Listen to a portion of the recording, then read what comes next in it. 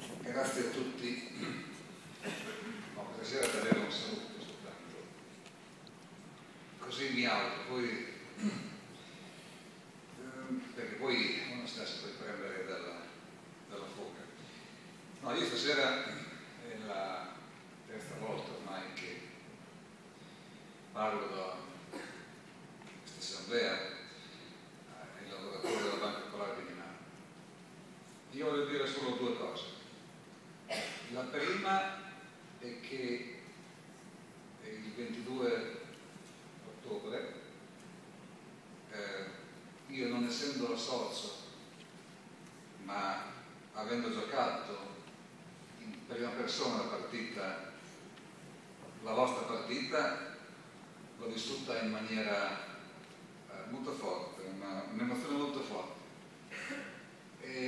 Perché credo che, come tutte le cose, quando uno ci mette la faccia, la volontà, la passione, anche vedere un risultato così importante di partecipazione, di democrazia è stato molto importante. Io non voglio fare polemica, però mi è sembrato che chi ha partecipato a quella competizione, il giorno dopo ha mandato qualche lettera di dimissioni.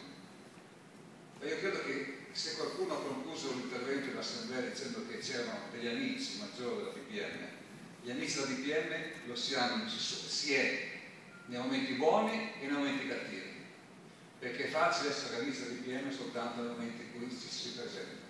Bisogna essere amici della BPM anche quando si è sconfitti e quando si deve fare la propria parte in un altro modo. Non mi è piaciuto molto questo. Mi sembra molto da politica della Prima Repubblica, quando si presenta alle elezioni, poi non si è eletti e poi dopo ci si dimette e si lascia fare il lavoro sporco.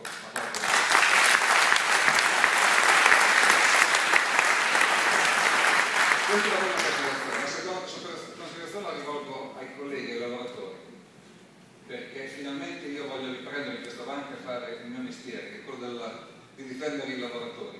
E io ringrazio i lavoratori, perché fare la banca, fare lo sportello, parlare con i clienti, interagire con la clientela in quei momenti dove tutti i giorni, purtroppo ancora oggi, siete sui giornali e siete accusati di tutto il male possibile di questo, non è facile fare questo mestiere. Io ringrazio i lavoratori, perché senza questo corpo dei lavoratori questa banca oggi non sarebbe ancora in queste condizioni, perché senza quelli dai piumbi ai gradi più elevati, la compostezza di questa banca deve essere dimostrata in questo momento. Allora io credo che, e qui anche ancora l'altra considerazione che voglio fare, sull'elezione dell'associazione, anche qui scappare, non presentarsi, non volere confrontarsi, dire che questa situazione è finita. No, questa situazione non è finita, questa situazione deve essere cambiata, deve trovare dei mutamenti, deve aprirsi all'esterno, deve aprirsi ai stakeholders, alle altre banche, ai soci che non sono quelli istituzionali, anche a quelli che potranno ancora diventare soci di questa banca, ma fuggire dalle proprie responsabilità non è, anche in questo caso, volere il bene di questa banca. E io credo che le responsabilità qualcuno poi se le assumerà per il futuro. E infine, e quindi credo che l'associazione, votare per l'associazione sia importante, andare a votare, a eleggere il nuovo quadro che dovrà rappresentare quindi il fulcro di questa banca cooperativa, ripeto, unica esperienza sul settore nazionale. E infine l'ultima cosa, proprio perché credo che in questa banca ci siamo giocati, personalmente, io l'ho detto chiaro, se avessi perso mi sarei presentato dimissionario all'interno della mia organizzazione. Ho vinto e quindi non mi sono presentato.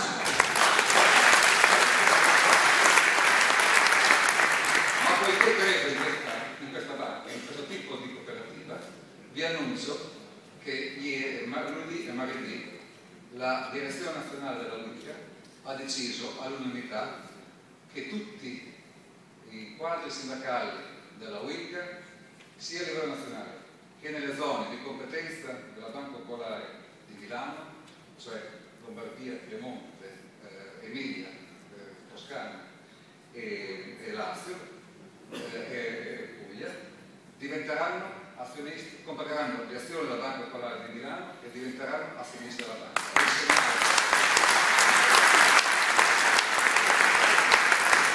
È un segnale che noi vogliamo dare, perché crediamo nella partecipazione, crediamo in questo tipo di cooperativa e siccome io credo che sia ora di finirla, solo spendere parole, ma bisogna passare dalle parole ai fatti, e questo credo che sia il fatto concreto. Quindi tanti auguri ai nuovi amministratori, tanti auguri ai lavoratori, perché obiettivamente con questi amministratori, e qui spero che non mi sentano, ci sarà anche bisogno di tanto sindacato.